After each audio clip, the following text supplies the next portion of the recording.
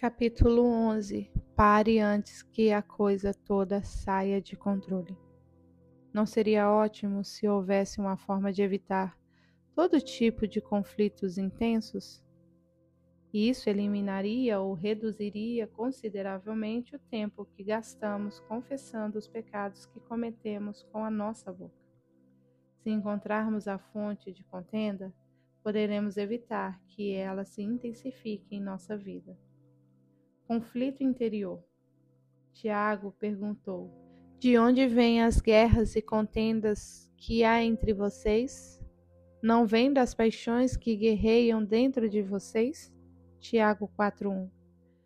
Mais uma vez parece haver aqui um problema interior, uma batalha entre desejos travada em nosso íntimo. Ele prossegue: vocês cobiçam coisas e não as têm. Matam e invejam, mas não conseguem obter o que desejam. Vocês vivem a lutar e a fazer guerras. Não têm porque não pedem. Tiago 4:2. É possível que essa não seja uma batalha nova. Talvez seja a persistência de sintomas de outra luta.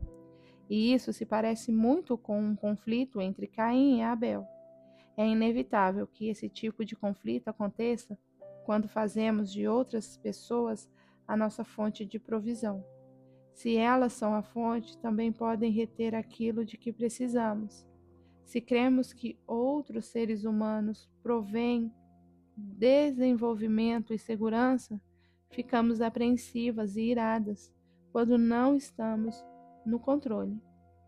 Tiago mostra aos seus ouvintes o motivo pela qual há guerras e contendas entre eles quando, em vez de brigar, poderiam voltar os olhos para os céus e buscar sabedoria de Deus.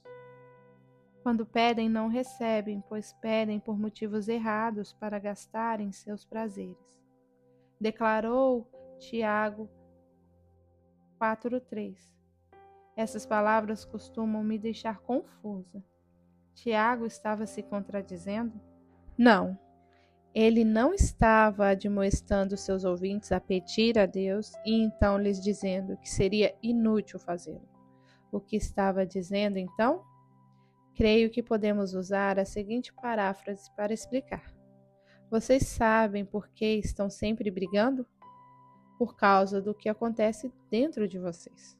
Observem suas motivações. Quando vocês não recebem o que desejam, fazem birra e se tornam destrutivos. Continuam a cobiçar os bens e os cargos de outras pessoas. Estão fora de controle e até matariam para conseguir o que querem.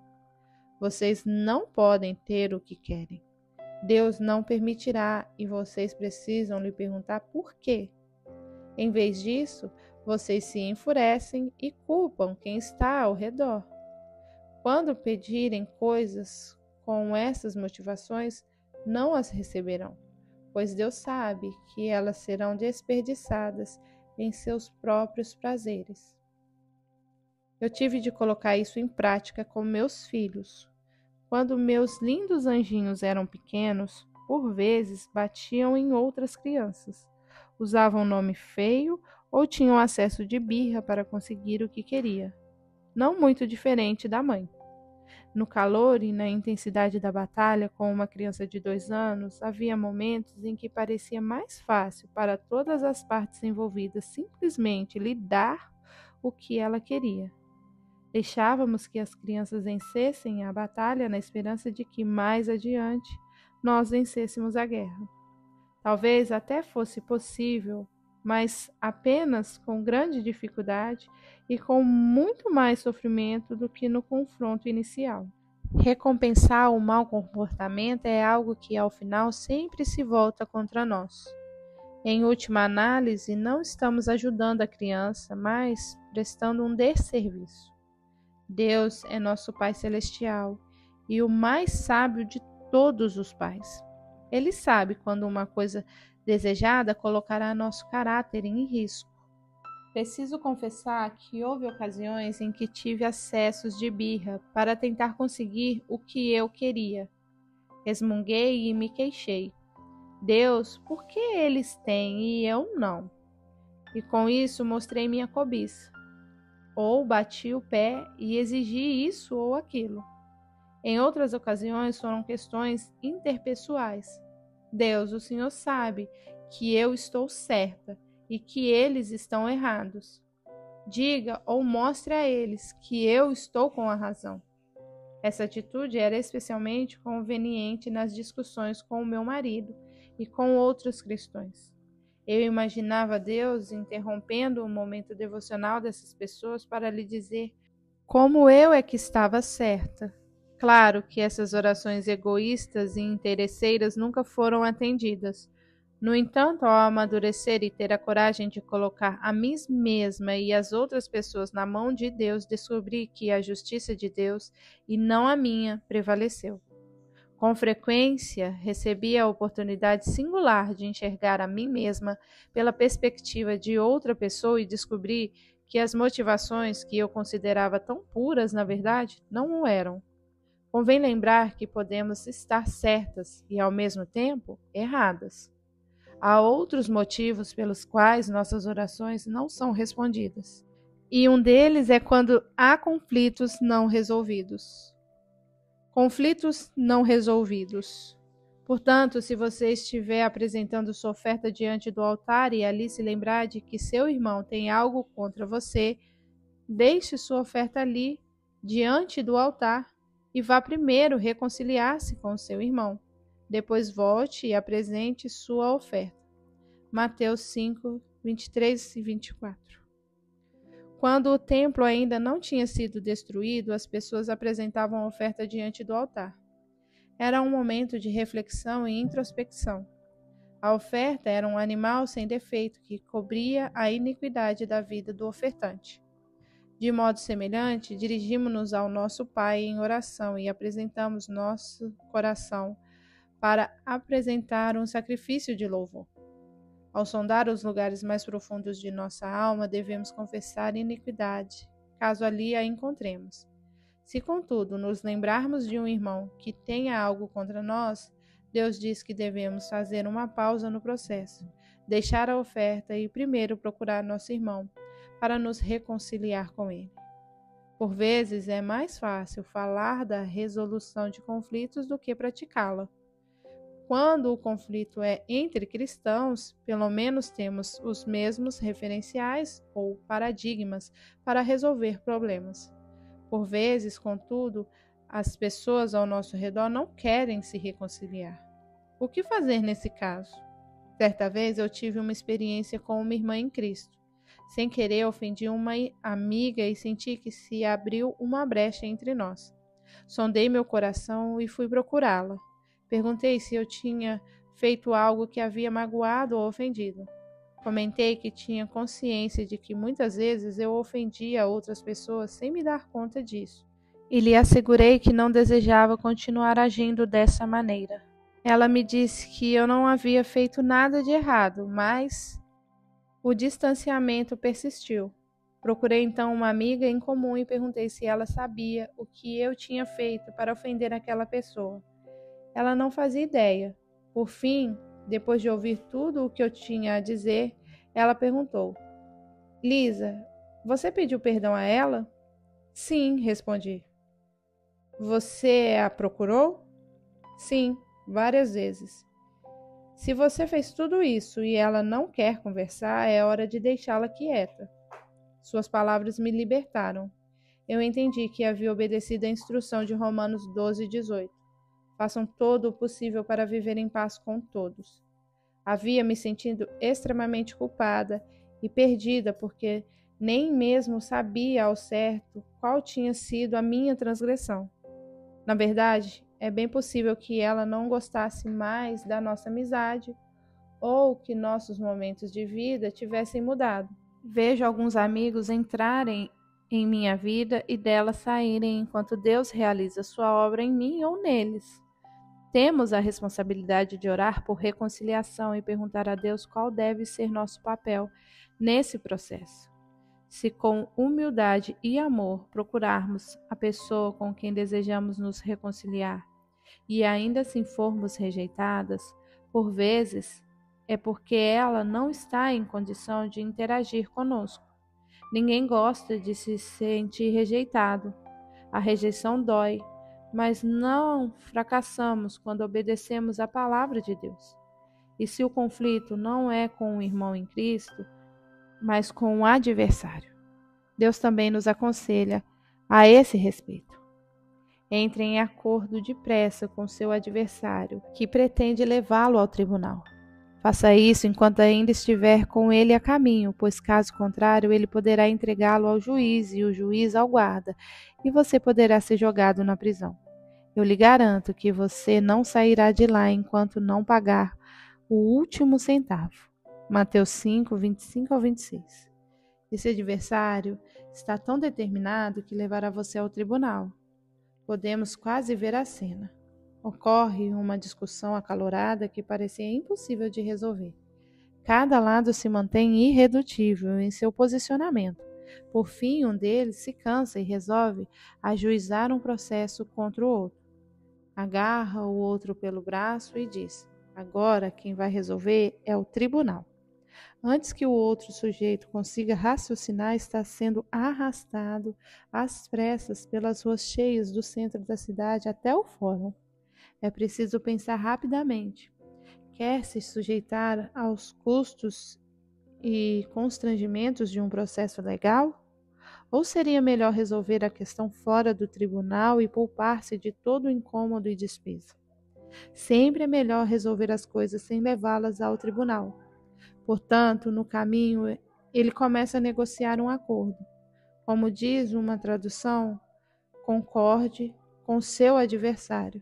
Jesus nos incentiva a chegar a um acordo antes que tenhamos de comparecer perante o juiz. O que funciona no caso de um inimigo certamente dará certo no caso do marido ou de amigos. O fato de eu falar o que vinha à minha cabeça por tanto tempo tornou essa parte do processo bastante difícil para mim. Na verdade, minha boca era a manifestação exterior da minha condição interior de orgulho. Houve um tempo em que tive conflitos com um ente querido, algo que não se resolvia. Uma pessoa apresentava seu argumento e eu apresentava o meu. Era como uma partida de tênis sem esperança de desfecho. Então pedimos a ajuda de um conselheiro cristão. Depois de um encontro, eu me sentia emocionalmente esgotada e imaginei que nem mesmo o conselho poderia nos ajudar. Havíamos apenas desenterrado o passado e magoado mais ainda um ao outro. Quando John e eu, desalentados, estávamos voltando para casa, algo me ocorreu. Não importa quem está com a razão. Não vou mais me defender, nem defender meu posicionamento. Creio que estou certa e estou tentando fazer com que essa pessoa concorde comigo. Isso não vai acontecer. Mas eu amo essa pessoa. E certa ou errada, eu prejudiquei nosso relacionamento. Portanto, farei o que for necessário para que haja reconciliação. Pela primeira vez em anos, fui dormir esperançosa de que Deus poderia realizar sua obra em nossa vida. No dia seguinte, quando voltamos a nos encontrar com o conselheiro, a primeira coisa que eu disse para a outra pessoa foi: só quero que você saiba que sinto muito por tudo. A princípio, não fez diferença para a outra pessoa, mas de imediato fez diferença para mim. Creio que o conselheiro se perguntou o que estava acontecendo comigo, levando em consideração a mudança radical em relação ao encontro anterior. A outra pessoa mencionou mais um incidente para que o avaliássemos. Sinto muito, eu disse. Não oferecerei desculpas nem justificativas. Apenas disse que sinto muito. Outro incidente veio à baia e mais uma vez respondi apenas com sinto muito. Em pouco tempo, a tempestade entre nós foi se acalmando. Abraçamo-nos e saímos de lá ansiosos para passar tempo juntos no dia seguinte. Deus é fiel à sua palavra. Quando nos sujeitamos a Ele e andamos em conformidade com ela. Talvez a mudança não aconteça de imediato, mas certamente acontecerá. Mesmo que o coração de outra pessoa ainda esteja cheio de raiva em relação a nós, Deus nos guardará em perfeita paz. Muitas vezes essa é uma situação extremamente difícil para nós, em especial quando temos um histórico de problemas com ira. A última coisa que desejamos fazer é ser a primeira pessoa a se render. Queremos lutar até o final. Eu tinha a impressão equivocada de que estava vencendo quando conseguia ter a última palavra. Mesmo que de soslaio, eu pensava que quem vencia era aquele que acertava mais golpes. Mas eu estava errada. Jamais vencemos quando não temos o controle de nossa boca, o que, aliás, é algo fundamental. O poder da língua. Todos tropeçamos de muitas maneiras. Se alguém não tropeçar no falar, tal homem é perfeito, sendo também capaz de dominar todo o corpo. Tiago 3:2. É nesse ponto que nossa capacidade de verbalizar nossos pensamentos apresentam desvantagem. Aquilo que eu digo é, sem sombra de dúvidas, um desafio constante para mim. Estou muito longe de ser uma mulher perfeita que exerce firme domínio sobre o corpo. Felizmente, porém, pela graça de Deus, eu fiz um grande progresso. Em vez de pular esse versículo, como eu costumava fazer, uso-os como halteres para me exercitar. Em seguida, Tiago ilustra de modo bastante detalhado a importância de dominar a própria língua. Quando colocamos freios na boca dos cavalos para que eles nos obedeçam, podemos controlar o animal todo. Tomem também como exemplo os navios. Embora sejam tão grandes e impelidos por forte vento, são dirigidos por um leme muito pequeno, conforme a vontade do piloto. Semelhantemente, a língua é um pequeno órgão do corpo, mas se vangloria de grandes coisas. Vejam como um grande bosque é incendiado por uma simples fagulha. Tiago 3, verso 3-5. Tiago apresenta algumas imagens vívidas. Primeiro temos o cavalo, que é bem maior e mais forte do que o homem, mas pode ser conduzido ou detido pelos freios em sua boca. Pensei em mais de uma ocasião em que essa seria uma excelente invenção para os seres humanos também. Em seguida, temos um enorme navio que corta os mares, mas é dirigido por um pequeno leme controlado pelo piloto. Temos também a língua, que, embora seja comparativamente pequena, dirige o curso de nossa vida. É como uma pequena fagulha capaz de destruir um grande bosque. Assim também a língua é um fogo, é um mundo de iniquidade, colocada entre os membros do nosso corpo. Contamina a pessoa por inteiro, incendeia todo o curso de sua vida, sendo ela mesma incendiada pelo inferno. Tiago 3:6. Tiago relacionou a língua diretamente ao fogo e disse que ela é um mundo de iniquidades entre os membros do corpo. Tem o potencial de nos contaminar por inteiro e de nos fazer trilhar o caminho da destruição. Também tem o poder de nos remover do reino das trevas e nos transportar para o reino da luz. Se você confessar com a sua boca que Jesus é Senhor e crer em seu coração que Deus o ressuscitou dentre os mortos, será salvo. Pois o coração se crê para a justiça e com a boca se confessa para a salvação. Romanos 10, verso 9 e 10. A mesma coisa que nos coloca em apuros, também pode nos tirar deles. A língua tem poder sobre a vida e sobre a morte. Os que gostam de usá-la comerão de seu fruto. Provérbios 18, 21. Fomos formadas à semelhança de nosso Pai, que usa suas palavras para criar e dar vida. Isso significa que devemos escolher abençoar as outras pessoas com nossas palavras em vez de sujeitá-las. Somos chamadas a ser perfeitas como Ele é perfeito. Ele não exige perfeição física. A chave é aquilo que falamos. Quando colocamos um freio na língua, conseguimos controlar todo o nosso ser e sujeitá-lo à palavra de Deus. Tiago observa: quem é sábio e tem entendimento entre vocês, que o demonstre por seu bom procedimento, mediante obras praticadas com a humildade que provém da sabedoria. Tiago 3,13. É preciso termos humildade para permanecer caladas quando o nosso maior desejo é nos defender. É preciso termos humildade para retribuir com bondade um ato traiçoeiro. Nossa vida seguirá nossa boca. Em geral, não são as coisas públicas, mas as coisas privadas que nos colocam em apuros. Na verdade, porém, não existem segredos. Isso significa que jamais devemos falar e que devemos viver em estado de medo constante? Não. Nós recebemos a seguinte instrução: falem e hajam como quem vai ser julgado pela lei da liberdade, porque será exercido juízo sem misericórdia sobre quem não for misericordioso. A misericórdia triunfa sobre o juízo. Tiago 2, verso 12 e 13.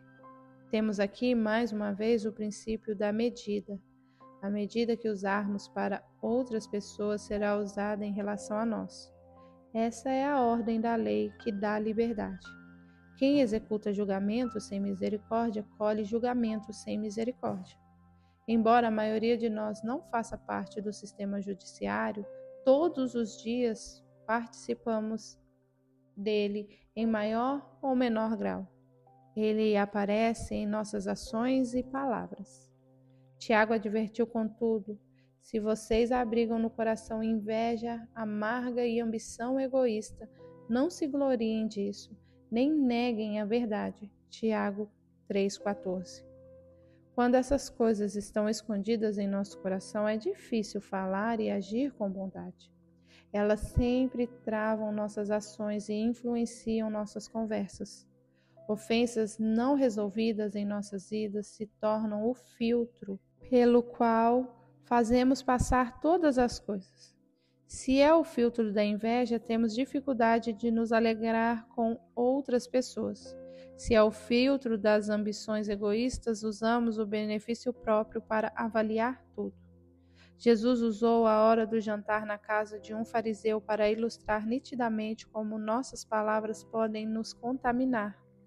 Os líderes religiosos estavam indignados porque os discípulos de Jesus não se haviam purificado conforme a tradição dos anciões. Não tinham lavado as mãos antes de comer. Em minha casa, considero essa tradição boa e necessária. Sabe-se lá o que passou pelas mãos dos 4 meninos ao longo dos dias.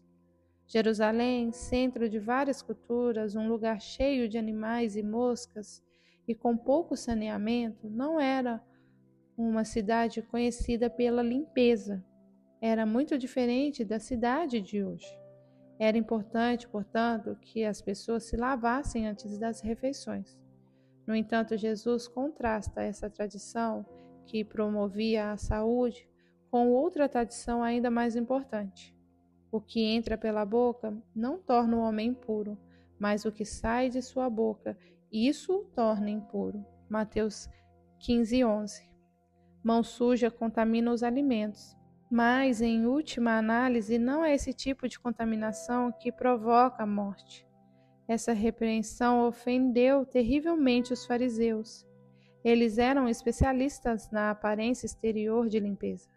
Mais tarde, Jesus explicaria suas palavras aos discípulos. Não percebem que o que entra pela boca vai para o estômago e mais tarde é expelido? Mas as coisas que saem da boca vêm do coração e são essas que tornam o homem impuro. Mateus 15, verso 17 ao 18. Questões do coração. Mais uma vez vemos que cedo ou tarde a boca fala do que está cheio o coração. Havia ocasiões em que eu tinha medo de que meu coração estivesse cheio de víboras. Temia que se abrisse a boca saíssem delas palavras com veneno letal. Pois do coração saem os maus pensamentos, os homicídios, os adultérios, a imoralidade sexual, os roubos, os falsos testemunhos e as calúnias. Essas coisas tornam o homem impuro, mas o comer sem lavar as mãos não torna o impuro. Mateus 15, 19 ao 20. Encontramos aqui uma lista de maus pensamentos. Jesus fala de homicídio e adultério.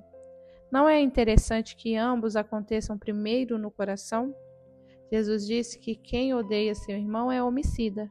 E se alguém olha para uma mulher com intenção impura, já cometeu adultério com ela em seu coração. Portanto, são as coisas do coração que produzem ou evitam brigas. Para as coisas antes que desandem, é uma atitude relacionada mais estreitamente com o que acontece do lado de dentro, e não do lado de fora. Entrar em desavença é como atravessar um rio. Só descobrimos quão rápida ou traiçoeiras são as correntezas quando estamos bem no meio da travessia e não temos mais como voltar. Com frequência consigo identificar o ponto no qual uma conversa desandou. Quase posso ouvir o Espírito Santo me advertir. Fique calma. Abaixe o tom de voz. Responda com bondade. Não diga o que você quer. Em vez disso, ouça minha voz mansa e suave e diga as minhas palavras. Às vezes sou obediente e atenta a essas palavras. Outras vezes, tento inserir mais um comentário antes de obedecer e descubro como minha insensatez custa caro. Provérbios 15, 1 nos instrui. A resposta calma desvia a fúria, mas a palavra ríspida desperta a ira. O segredo para sermos ouvidas. Descobri o segredo para ser ouvida. A verdade é bastante simples. Quando desejamos ser ouvidas, temos de transmitir nossa mensagem de maneira que gostaríamos de ouvi-la. Meus filhos, meu marido, meus empregadores, meu cachorro, aliás, todos ao meu redor ouvem com maior atenção quando me mostro mais mansa e serena. Sei que preciso que os outros falem comigo em tom gentil e respeitoso. Consigo ouvir muito melhor quando não gritam comigo. Não é o volume ou a repetição das palavras que chamam a atenção e obtêm o respeito e o compromisso alheio. É o peso daquilo que dizemos e o tom em que falamos. Ninguém leva a sério uma pessoa que está dando chilique. Talvez saiam do caminho dela por um instante, mas isso terá um preço depois. Perdemos a calma e levantamos o tom de voz por vários motivos. Eis alguns deles. 1. Temos medo de que não estejamos sendo ouvidas. 2. Gritar produz resultados, aquilo que queríamos no passado. 3. Queremos intimidar ou controlar as outras pessoas. 4. Foi o que vivenciamos na infância. 5. Ainda estamos com raiva por causa de uma questão não resolvida. 6. É um mau hábito. A maioria dessas razões nasce do medo. Deus não nos deu um espírito de covardia, mas de poder, amor e equilíbrio. Gritamos e damos chiliques quando nos sentimos impotentes. Procuramos intimidar as pessoas e controlá-las quando buscamos nossos próprios interesses. Vamos ao passado quando o amor perfeito ainda não lançou fora o medo. Reagimos exageradamente quando ainda carregamos no presente o peso dos problemas do passado. Persistimos em nossos maus hábitos se não tivermos nossas mentes renovadas conforme as verdades da palavra de Deus. Cedemos às táticas de medo sempre que deixamos de colocar o controle nas mãos de Deus. E, em vez disso, tentamos mantê-lo em nossas mãos. Muito tempo atrás descobri que não importa como as coisas parecem, eu nunca estou no controle. Posso controlar a mim mesma. Em última análise, porém, Deus está no controle de tudo. Quando nos recusamos a nos render e a nos sujeitar à verdade e à vontade de Deus, mostramos que há incredulidade em nossa vida. A incredulidade se encontra na origem de qualquer quebra de confiança que tenhamos em nosso relacionamento com Deus. Temos medo de que Ele não nos livre ou que não faça a situação cooperar para o nosso bem. E, portanto, assim como os filhos de Israel à beira de sua terra prometida, gememos. E quanto aos nossos cônjuges e filhos? Em outras palavras, e quanto a mim? e quanto aos meus entes queridos. Mas para que paremos antes que as coisas desandem, temos de confessar toda e qualquer área de incredulidade e entregá-la a Deus. Temos de tomar em nosso coração a firme decisão de crer de uma vez por todas que, se honrarmos a Deus ao nos sujeitarmos à sua palavra, Ele honrará a sua palavra e transformará nossas circunstâncias. Temos de tomar a firme decisão de governar nosso espírito e nossa vida em conformidade com os estatutos de Deus. Temos de parar de ser insensatas e nos apegar à sabedoria. O tolo dá vão à sua ira, mas o sábio domina-a. Provérbios 29:11. Quem dá vão a toda a sua ira é tolo. Um dos principais requisitos para nos irarmos sem fazer tolices é manter a calma. Dar vazão significa falar impensadamente, desabafar, soltar ou verbalizar. Imagine guardas vigiando sua boca. Eles estão ali para garantir que algumas palavras nunca passem por seus lábios. As pessoas sábias têm os mesmos sentimentos e as mesmas palavras que clamam insistentemente para serem expressas, mas ela se guarda. Ela está no controle e não fora de controle. Quando são muitas as palavras, o pecado está presente, mas quem controla a língua é sensato. A língua dos justos é prata escolhida, com o coração dos ímpios quase se não tem valor. Provérbios 10, 19 e 20. Quando damos vazão à ira, geralmente usamos uma porção de palavras negativas. A mulher sábia pode falar, deseja falar, mas exerce domínio sobre suas palavras. Quando a pessoa justa fala, suas palavras cuidadosamente escolhidas, palavras que têm valor e não palavras inconsequentes e prejudiciais. Observe mais uma vez o paralelo traçado entre a língua e o coração. Língua descontrolada, coração perverso. Língua controlada, coração sábio. Há mais um passo que temos que dar. Escolha ignorar as ofensas.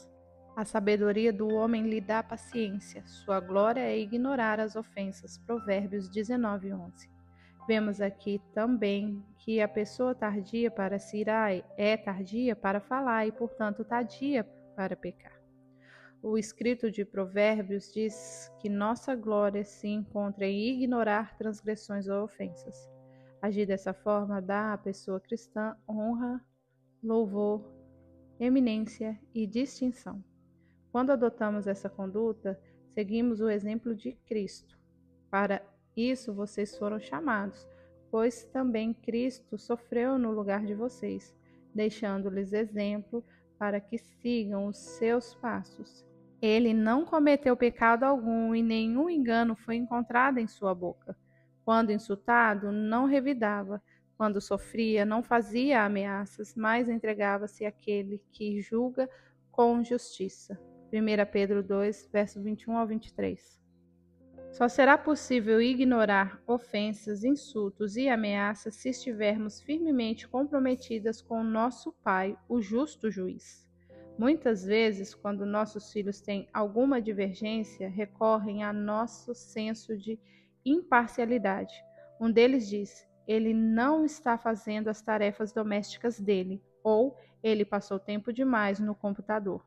Evidentemente, seu desejo é que, primeiro, sua causa seja ouvida e, de preferência, que seu desejo seja atendido e, em segundo lugar, que a justiça seja feita. John e eu costumamos intervir e arbitrar da melhor maneira possível, mas muitas vezes nossos filhos não consideram justas nossas decisões. Quando isso acontece, existe o perigo de eles próprios tomarem as providências. Não estou falando de resolução de conflitos, algo que incentivamos. Estou falando de vingança por suposta ofensa. Por que você bateu no seu irmão? Porque ele... Você conhece bem a lista de razões. Quando dizemos que eles devem apresentar o problema a nós em vez de bater no irmão, não é raro ouvirmos, mas da última vez vocês não fizeram nada. Traduzindo? Não gostei da forma de vocês lidarem com a situação da última vez e, portanto, não vou me arriscar desta vez. Eu mesmo vou resolvê-la. John e eu somos os primeiros a reconhecer e cometemos erros como pais. Mas, felizmente, Deus não erra. Ele é justo e perfeito juiz. Seu veredito e sua sentença talvez não venham no tempo e da forma que gostaríamos, mas seus caminhos são perfeitos, enquanto os nossos são falhos. Quando ignoramos uma ofensa, somos como crianças confiantes que dizem: Pai, eu sei que posso confiar no Senhor. Esse problema é grande e aflitivo demais para mim. Não vou o revidar. Em vez disso, coloco a situação aos teus pés e perdoo. Agir desse modo é sinal de nobreza. É imitar e seguir o Filho de Deus em nossa vida terrena. Jesus disse aos seus discípulos: Se seu irmão pecar contra você 7 vezes no dia e 7 vezes voltar a você e disser: Estou arrependido, perdoe-lhe. Lucas 17:4. Haverá ofensas que cada um de nós terá de ignorar, ou seja, relevar e enxergar para além delas ou acima delas. Ignorar uma ofensa é oferecer graça e misericórdia, quando preferíamos aplicar julgamento. Recapitulando, eis algumas opções úteis para você passar antes que as coisas desandem. 1. Examinar o próprio coração à luz da palavra de Deus. 2. Resolver conflitos pendentes. 3. Solucionar a questão ao concordar com o adversário. 4. Controlar a própria língua. 5. Ser misericordiosa. 6. Ser honesta. 7. Responder calmamente. 8. Dirigir-se a outras pessoas como gostaria que elas falassem com você. 9. Escolher as palavras com sabedoria. 10. Ignorar ofensas e entregá-las a Deus. No capítulo seguinte, vamos tratar das consequências físicas da ira doentia. Nunca é demais valorizar a importância de resolver conflitos de maneira saudável. Pai Celestial, dirige o meu Senhor em nome de Jesus. Sei que é possível evitar alguns conflitos. Escolho caminhar na luz de sua verdade e como filha do Altíssimo. Crie em mim um coração puro a fim de que eu possa ouvir sua voz e não pecar contra o Senhor. Sempre que possível, desejo viver em paz com todos. Guardarei sua palavra em meu coração para não pecar contra o Senhor. Espírito Santo, ajude-me a escolher minhas palavras de forma que honre a Deus. Ajude-me a ignorar algumas ofensas. Sei que, por vezes, serão coisas pequenas e insignificantes, mas em outras ocasiões terei de abrir mão de coisas extremamente aflitivas. Pai, escolho confiar no Senhor. Perdoe quaisquer áreas de nosso relacionamento em que a incredulidade me tenha afastado do Senhor. Renuncio a todo o domínio exercido pelo medo e escolho andar em poder, amor e equilíbrio. Avive essas verdades em meu espírito até que se tornem tão habituais quanto a raiva era em outros tempos. Agradeço porque o Senhor é o autor e consumador da minha fé.